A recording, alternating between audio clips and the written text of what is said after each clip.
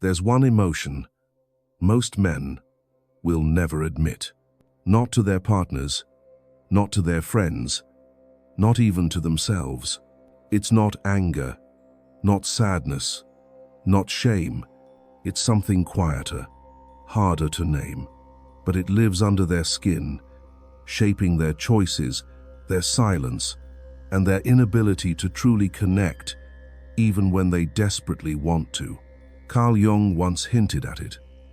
Not in textbooks, not in lectures, but in the way he spoke about the shadow, the parts of ourselves we bury so deep, we forget they're even there.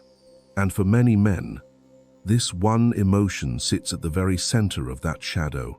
And here's the thing most people don't talk about. The stronger the man looks on the outside, the more likely this is eating him alive inside. He could be charming, driven, respected, the kind of man others look up to. But if you get close enough, if you're brave enough to truly see past the surface, there's an ache in his eyes, a restlessness, a wall between him and softness.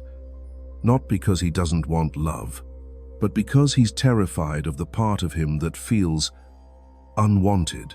If you've ever sat across from a man who pulls away just when things get deep, who shuts down, who gets cold, who disappears without explanation, you've felt the ripple of this hidden emotion. If you are that man, if you've ever watched yourself walk away from something real and didn't know why this story is for you, not to shame you, not to fix you, not even to explain you, but to bring you home to something you might have forgotten how to feel. In this video, we're going to walk into a space few people are willing to touch. A space that could shift the way you understand yourself or the man you love. You'll see why this one emotion is so hard to name, why it drives so much disconnection, and why naming it could be the beginning of a very different kind of life. Take a breath. No need to rush this. Let this unfold. If anything you hear speaks to you or reminds you of someone you love, consider subscribing. This isn't just a channel, it's a mirror, a place where the things you've hidden don't have to stay buried, where silence doesn't win, where your story matters. And if you know someone who needs this, someone who smiles while quietly unraveling, share it with them. You never know who's waiting to feel understood. Now come with me. Let's begin. He was 7 the first time it happened.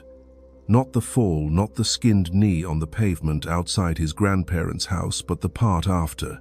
The part where he ran inside, lip trembling, eyes wide, body shaking, and heard the voice that would follow him for years. You're okay. Don't cry. Be a man. It wasn't cruel. It wasn't shouted, but it landed like a verdict. And just like that, something inside him folded. Not just the tears, but the part of him that wanted to be held. The part of him that didn't know how to be strong without first being soft. Most people think boys forget those moments, that they grow out of them. But the truth is, boys don't forget. They just go quiet. And in that silence, a seed is planted. It doesn't grow into strength. It grows into performance. The pretending, the overcompensating, the need to win, to prove, to be untouchable. But at the center of it all, there is still that boy trembling, wanting someone to see he's not okay, and terrified that if anyone does, they'll leave. That's the emotion, the one Jung tried to touch, the one most men can't say out loud. It's unworthiness. Not guilt, not sadness, not fear, but a deep, aching sense that no matter what they do, they're not enough to be fully loved, fully held, fully safe. So they stop asking for softness, they stop expecting warmth, and they start building empires instead. They chase success because it keeps them moving. They chase women because it proves they're wanted. They chase solitude because the silence is easier than rejection. And they hide. Oh, how they hide. behind sarcasm, behind anger, behind logic and intellect, and working late. They build walls so high that not even they remember what's behind them. Until one day, someone gets close. She looks at him like she sees him. Not his job, not his wit, not the version of him he curated so carefully, but the part of him that's still bleeding under all that armor. And it shakes him, because no one's ever looked at him like that before, and he doesn't know what to do with it. So he does what he was taught. He pulls away. He says things like, "I'm not ready," or "I don't know what I want."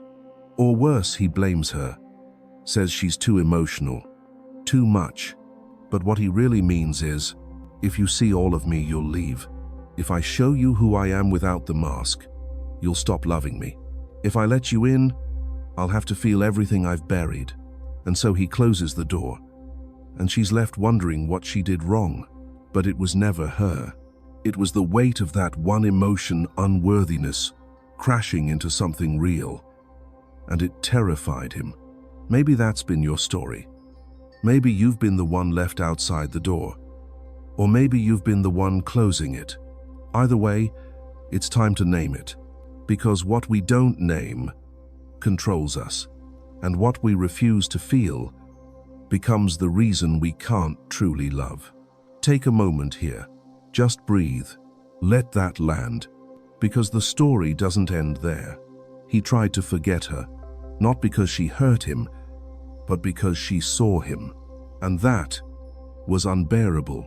It was easier to remember the way she overthought things, easier to fixate on the moments she got too close, asked too many questions, touched parts of him he never gave anyone permission to touch, not physically, but emotionally, spiritually, silently. She had a way of sitting across from him and not filling the space with noise. That scared him more than any fight could, because in that space, in that silence, he started to hear himself. And what he heard was unbearable. There's a kind of mirror love holds up to a person, a reflection that's gentle and unforgiving at the same time. And when you've spent your life building walls, that reflection can feel like an attack. So he left, disappeared into his routine, buried himself in tasks, headlines, workouts, and justifications. But some nights, when the world got quiet and the armor loosened just enough, he'd think about the way she said his name, not with need, not with worship, with recognition, like she wasn't trying to change him or save him. She was just trying to see him, and it made something ache. Not in his chest, but deeper, a place he didn't have words for. Because here's the part no one warns men about. When you finally meet someone who sees your softness, not your power, not your title, not the version of you everyone claps for, but your fear, your hesitation, your longing, it doesn't feel safe. It feels dangerous. Because it threatens the identity you've worked so hard to protect. The identity that says you're fine on your own. The identity that says needing someone makes you weak. The identity that says love is earned through performance, not presence. And when that identity starts to crumble, there's panic. Because what's left if you're not the man who has it all together? What's left if you let someone see you cry and they walk away? What's left if you open your heart and they don't stay? So you tell yourself it's better this way, safer, to keep things casual, to keep things light, to keep moving. But the truth? It's lonely, and not the kind of lonely you can fix by going out or scrolling or hooking up or being busy. It's the kind of lonely that haunts you when someone asks, "Are you okay?" And you want to say no, desperately want to say no, but you don't know how. Because you were never taught that being held isn't weakness. You were never told that vulnerability isn't failure. You were never shown that the bravest thing a man can do is stop running. And maybe that's where you are now, caught between the version of yourself you've always been and the part of you that's quietly begging to be real. It's okay. You're not broken. You're just tired of pretending. And that's the beginning of everything. He started waking up at 3 in the morning, not because of nightmares, because of something quieter, the kind of ache that doesn't scream, it hums. Beneath the ribs, in the space between breaths, a soft, invisible grief for something he couldn't name. He would lie there, staring at the ceiling, wondering how a man with so much control could feel so lost. He had the job, the body, the sharp, tactical mind.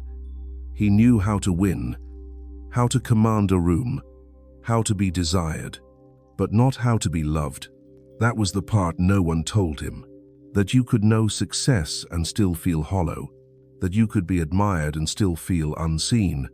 That you could be surrounded by people and still feel unbearably alone, especially with the ones you're supposed to let in. Because what do you do when someone says, "I love you," and you don't know how to let it in? What do you do when they reach for you? Not with their hands, but with their heart. And all you want to do is run. Not because you don't feel it, but because you do. And it terrifies you. She had left a voice message once, the kind you never delete, but can't bear to listen to twice. Her voice was soft, not begging, just full of truth. "I know you think you're hard to love, but I loved you in ways you never let me." He couldn't finish it the first time. Because how do you respond to that?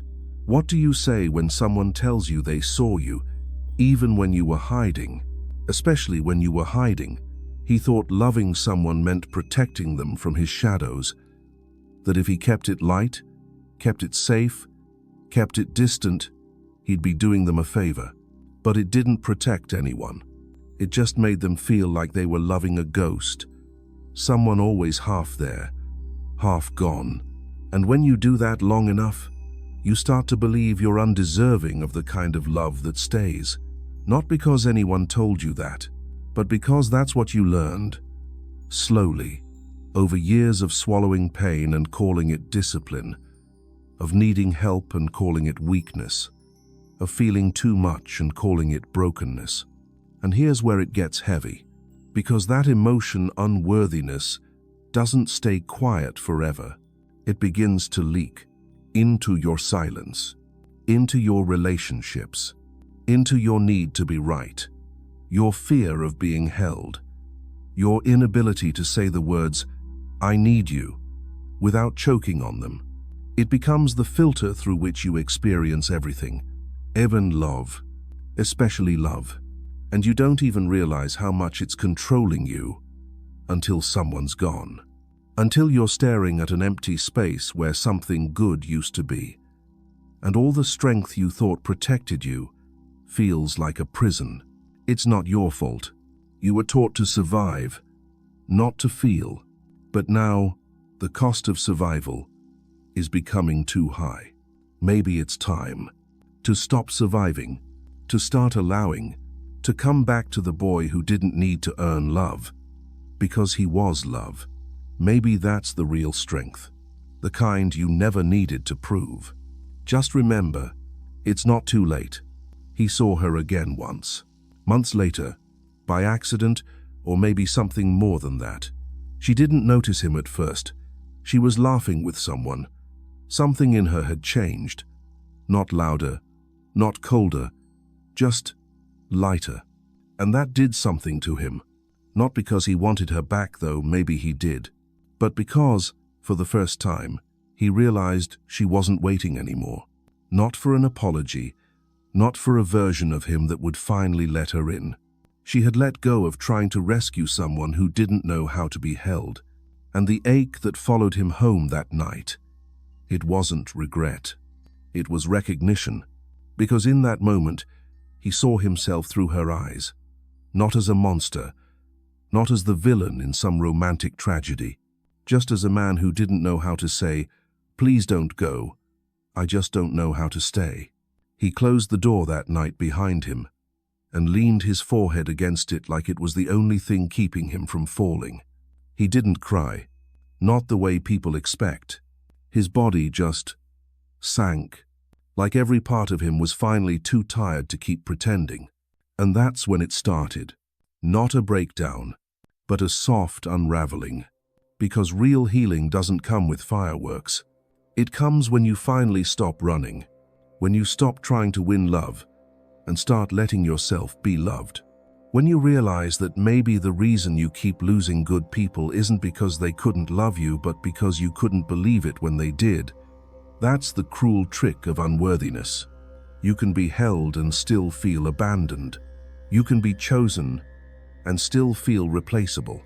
You can be loved and still feel ashamed of needing it. And unless you're willing to face that emotion head-on, it'll turn every beautiful thing into a threat. But here's the quiet miracle. That moment, that night, that door he leaned against, it became the doorway back to himself. Not all at once, not with grand declarations or spiritual awakenings, but with the small, terrifying practice, but terrifying, of not numbing, of sitting with the ache instead of running from it, of listening to the voice inside that said, "You don't have to earn love. You just have to stop hiding from it." He started doing small things that didn't feel small at all, saying, "I miss you," without a joke afterward, letting himself be held without pulling away, admitting when he didn't have the answer, letting his voice shake in front of someone safe. And sometimes, it was still too much. He'd flinch at kindness, freeze when things got too quiet, backtrack when someone got too close. But he noticed something new, too. He wasn't disappearing anymore. He was staying, even when it was hard, even when the old patterns whispered, "Leave before they do," even when every cell in his body wanted to armor up. He stayed, and every time he did, something began to soften. Not in some poetic, polished way, but in the way his jaw stopped clenching when someone asked if he was okay. In the way he began to believe, not just know, that maybe being needed wasn't a burden, that maybe being seen was a gift, that maybe love wasn't something he had to perform for. Maybe it was something he could rest in, and that changed everything. He never told anyone the full story, not because he wanted to keep it a secret, but because he didn't have the words yet. How do you explain what it feels like to finally feel? How do you describe the quiet terror of sitting across from someone who doesn't just ask how your day was, but asks how your heart is? He wasn't used to being asked that, and the first time someone did, his instinct was to deflect. "Fine," he said, but she waited, didn't rush, didn't fill the silence, just waited, and something cracked. Not loudly, not all at once, but enough to let something real slip through the cracks. "I don't know," he finally whispered. "I think I'm scared I'll never get it right." That was the truth under everything. Not just the relationships, the career, the expectations, but the pressure to be something more than human, to be perfect, to never be weak, to carry everything silently, without needing help. No one told him that even the strongest trees need roots, that even the loudest men need softness, that even the ones who seem untouchable have places that are still bleeding. He used to believe that admitting he was scared would make him small, but now, sitting in that room with someone who didn't look away, he realized something much bigger. Being honest didn't make him small, it made him free. Because the man who admits he's afraid is the man who finally stops being controlled by fear. The man who says, "I don't know how to love," is the man who's finally ready to learn. And the man who lets his voice shake when he says, "I need you," is the man who has finally stopped asking for love with his silence. It was never about being man enough. It was about being human enough to come home to himself, to let go of the roles, the masks, the half-truths he told himself to survive. It was about learning that softness doesn't make him weak. It makes him reachable. That vulnerability doesn't make him fall apart. It makes him real. And when he's real, truly, deeply real, he stops needing to control everything. He stops needing to fix everyone. He stops needing to be the strongest one in every room. Because he knows the truth now. The bravest man isn't the one who never feels pain. It's the one who stops pretending he doesn't. And maybe, just maybe, he's finally becoming that man. Not for applause, not for her, not even for healing, but because he's tired of living behind glass. He wants to be touched emotionally, spiritually, by something real, by a life that doesn't require him to perform, by a love that doesn't require him to disappear, by a truth that doesn't ask him to be anything but whole. And in the quietest parts of his heart, he begins to believe. Maybe he's not too much. Maybe he never was. Maybe the love he spent his whole life pushing away is the very thing he was always meant to let in. It was a Tuesday when it happened. Nothing dramatic, no breakdown, no cinematic moment in the rain. Just a simple, unremarkable Tuesday. He was walking through a bookstore alone, like always running his fingers across the spines he had no intention of reading, searching, without knowing what for. And then he saw it. A boy, no older than 6, crying on the floor. His shoelace had come undone. People passed without stopping, but there was something about the way the boy sat there, defeated, embarrassed, trying to be brave, that reached through time and pulled something raw from his chest. He knelt down, slowly, not to fix, but to see. "You all right?" he asked gently. The boy looked up, eyes glassy, and nodded, but not in the way that meant yes. It was the nod that meant, "Please don't make this a big deal. Please don't see me cry." So he didn't say much. He just tied the boy's shoelace, gave him a small smile and said, "It's okay to be upset. Doesn't mean you're not strong." The boy looked at him for a long second, like no one had ever said that before. And then, just as quietly, he whispered, "Thanks." It wrecked him. He walked out of the bookstore holding that moment like a sacred object. That boy's small voice echoed in him for days. Not because of what the boy said, but because of what he had needed to hear too. That moment, so ordinary, became something holy. Because for the first time, he saw his younger self not as a weakness to hide, but as someone he could protect. And maybe that's where healing really begins. Not with some grand, sweeping revelation, but in the way we start showing up for the parts of ourselves we once abandoned. In the way we look at our past, not with shame, but with gentleness. In the way we forgive ourselves, not because what happened didn't hurt, but because we're tired of living inside the pain. He started noticing things more after that. The way his voice softened when talking to his nephew, the way he no longer felt the need to interrupt silence with jokes or defensiveness, the way he could now hold eye contact without flinching, and eventually, the way he could say, "I love you," and not follow it with a laugh or a deflection. He stopped running, not because he found the perfect person, not because someone else healed him, but because he stopped believing he had to outrun the boy inside. He didn't need to be a fortress anymore. He could be a garden, vulnerable, alive, soft in places that once were steel. He learned that love doesn't demand a version of you that doesn't feel. Love invites you to feel everything and still be chosen. And for the first time, he believed that was possible, not just for other people, but for him, because he had finally touched the one emotion he'd been running from his entire life. And it didn't destroy him. It opened him. He stood in front of the mirror one night, toothbrush idle in hand, staring at his own eyes like they belonged to someone else. They looked softer, not weaker, not tired, just real.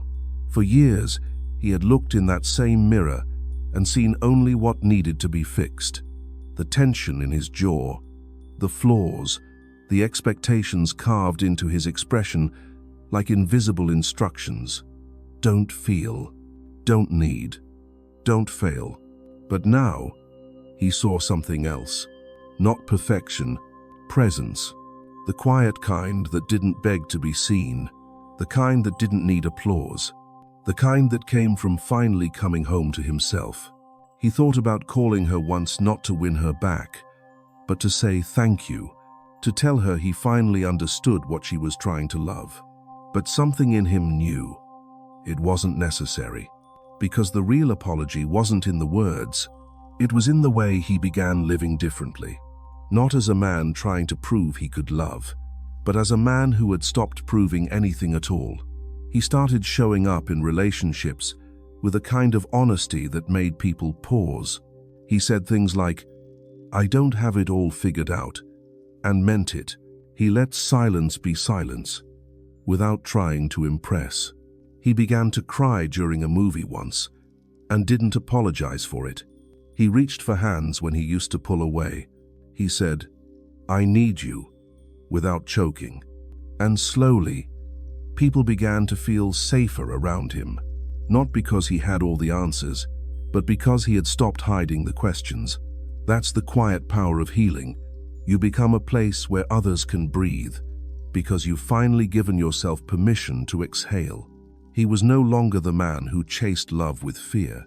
He was the man who welcomed love with open hands, not clenched fists. He had learned how to hold without gripping, how to stay without suffocating, how to love without losing himself. And when someone came along who mirrored that, not someone perfect, but someone present, he didn't run. Not because it was easy, but because he no longer confused difficulty with danger. He didn't push her away when she cried. He didn't freeze when she said, "I see you." He didn't flinch when she needed more than just his presence. She needed his heart, because now he had access to it. Not the performative version, the real one. The one that says, "I am not here to be perfect. I'm here to be with you." And when she rested her head on his chest one evening and whispered, "You feel like home," he didn't panic. He didn't pull away. He breathed in and let it land, because he finally knew what that meant. Not that he was her savior, not that he was her solution, but that his softness, the very thing he once buried, was no longer a threat. It was his truth. And maybe for the first time, he saw it clearly. That being a man was never about being invulnerable. It was about being brave enough to be seen.